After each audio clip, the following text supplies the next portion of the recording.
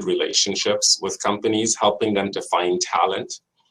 And what really excites me as I look to the future is, when I hear about the Black North Initiative and what Marlon spoke about, and what Tricia is passionate about as well, I see that I'm so kind of overflowing with enthusiasm, because I see our office as being in a really strategic position to help our community move forward, as we try to help companies that are moving with this DEI initiative. As those companies are looking to find talent, we're in a very strong position to play a key role in helping those companies develop that talent. So that's my impression of being in the Durham region.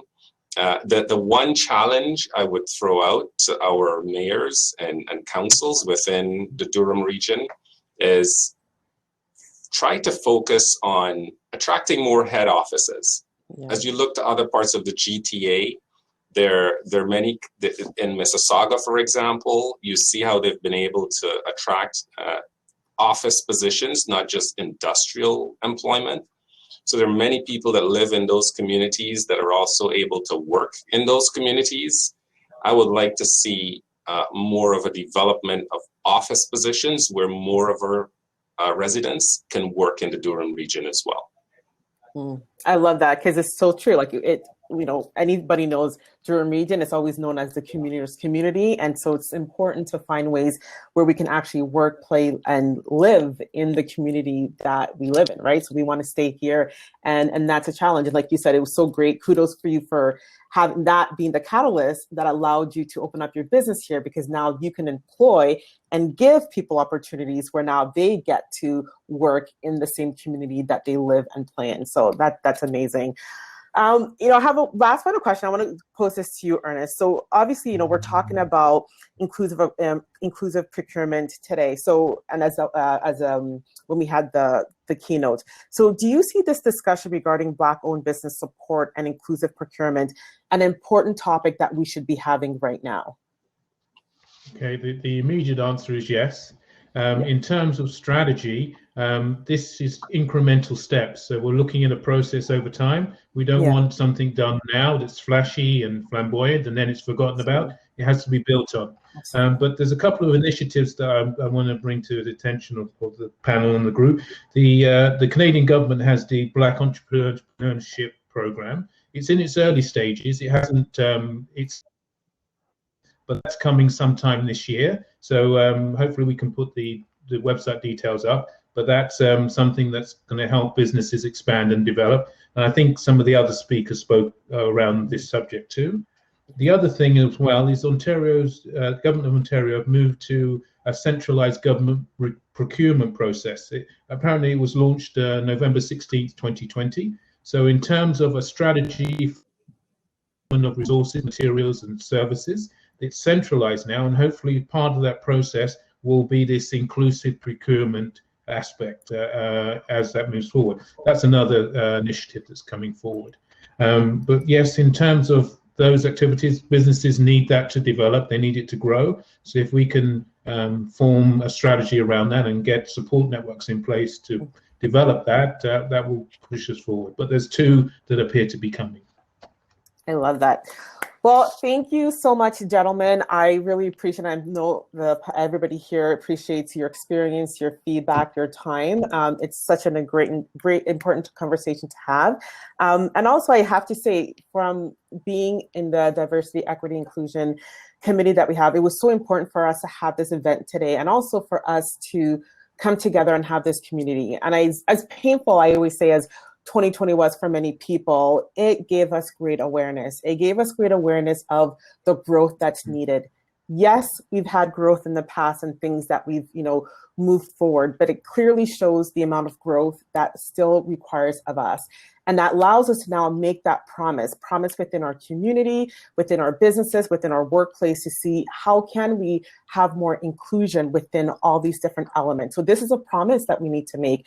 And also the promise to ourselves. I love what Cassandra said, that we need to also prepare, right? As Black entrepreneurs, we need to promise ourselves, how can we start to prepare and show up for these opportunities that we've just seen presented to us here today? So we need to make that promise to ourselves as well. So that way we can now go beyond this day.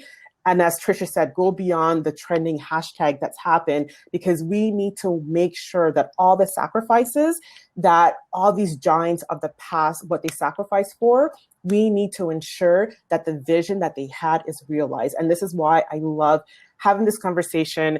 I wanted to be part of the committee that was put out, because we really need to make that impact for future generations. So thank you, gentlemen. Thank you, everybody that showed up today. And yeah, Natalie, I'm going to pass the virtual mic, back to you.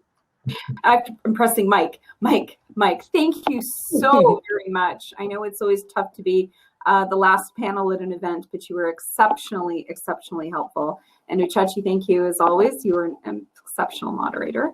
I have the pleasure, there were no Q&As, but again, afterwards and very shortly, we are going to continue this conversation and networking.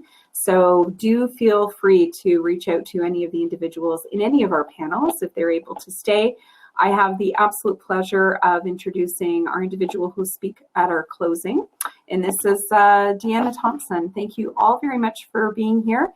Over to Deanna, and I look forward to chatting further in of this event. Thanks, everyone.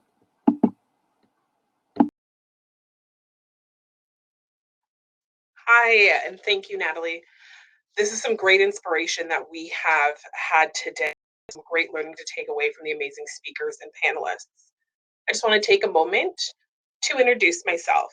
I'm Deanna Thompson, and I'm an employer advisor with the John Howard Society of Durham Region. In my role, I work with employers and job seekers to help them achieve their employment goals. It is also a passion of mine to speak up and speak out and to amplify Black voices, not just my own, but with those in my community. I'm also, as Natalie mentioned, on the Chamber's DEI committee, and I'm proud to be closing off this inaugural Black History. Thank you to the Chamber team for creating such a memorable event, and to our participants, from our keynotes to our panelists, for taking the time to ensure that we pause and reflect on supporting the Black business community. Thank you again to our generous sponsors, World Event Center, who provided the tech, our supporting sponsors, Geek Speak Commerce, Ontario Real Estate Association, and Trafalgar Castle, and our panel sponsor, Johnson Insurance. As Natalie mentioned, the morning isn't over.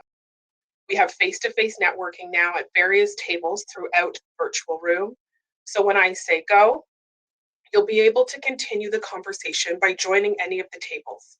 All you'll have to do is double-click on a chair you see empty, and you'll be invited to join the table with both your camera and mic. If you have any problems, check in with tech support at one of the small two-person tables on the bottom left and right-hand sides of your screen. Before we move into the networking portion, I would just like us to take a moment to reflect on the messaging of today: growth, promise, and beyond, and how we can bring that home to Whitby and the rest of Durham Region. Growth. We have all seen Whitby grow over the years, from generation to generation. We can all share stories of the Whitby that was and the Whitby that is. However, what stories will we share of the Whitby to be? We speak of diversity and equality, and this gives us hope. And if anything, the Black community, we understand hope. To see more change and success. To see Black businesses grow and prosper for generations to come, because in the Black community, the importance of generational success and representation is so important. So I challenge each of us here today to ask ourselves, what am I willing to do to see that change, to see the growth of Black businesses in Whitby? What can we do so that young Black entrepreneurs can see themselves represented and reflected in the business community? Promise. As individuals and as a community, what promises can we make so that we can support the growth and representation of these businesses in Whitby? It's easy to say, I will do better, be better, but it's important that we look within ourselves and to our neighbors, hold ourselves accountable to these promises. Let's move forward into a future full of diversity and growth within Whitby and Durham region. Lastly, beyond. When I speak up and speak about, within the Black community and on things that I'm passionate about, I always say, what legacy will you leave? So I ask all of you today, what legacy do you wish to leave behind? What will you do to amplify and support the Black business owner beyond today? I cannot answer these questions for you, but I challenge you to ask those here today, yourself and in the community, what you can do to support Black business owners and stand in allyship with them. Let our words become action. As my committee member Tricia mentioned earlier today, this has been a tough year for all of us. We have seen a pandemic sweep through and a civil rights impact our communities, both locally and abroad. Through times, there comes light. Amanda Gorman said it the best, for there is always light. If only we are brave enough to see it. If only we are brave enough to be it. So with that said, I want to say thank you again to every single one of you being here today. Let's be the light of the future of Whitby and the business community and uplift and amplify those Black businesses. Thank you again for joining us today, and I look forward to catching up with you in our networking space.